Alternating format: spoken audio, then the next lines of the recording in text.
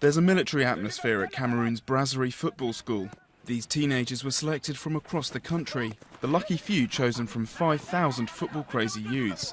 Their dream is to play the game professionally, but it can be a tough slog. The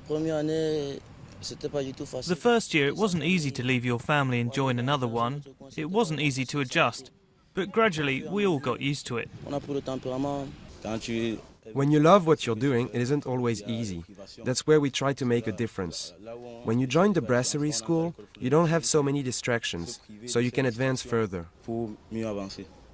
Students face a punishing regime during the 6-year-long course. Up at 5:45 a.m, normal school classes, followed by training all afternoon, and then homework after dinner. The prize at the end is the chance of joining a top international club. The school has recently placed a player with Olympique Lyonnais in France. Debril will never forget the day he won a place at the school. I was so happy I started running all over the neighbourhood. My friends looked at me like I was crazy. They asked me, "Why are you being like this?" I said, "You guys can't understand." These young men will soon be expected to play for the national team, which is in dire need of them. The Lions, who once had an enviable winning record, this year failed to qualify for the 2012 African Cup of Nations and the London Olympics.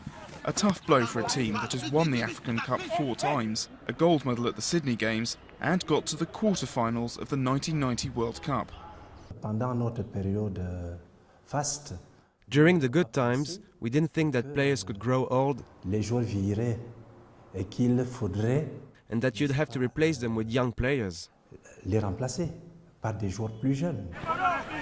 So there is now renewed focus on training gifted young players, as much to restore national pride as for their money-making potential.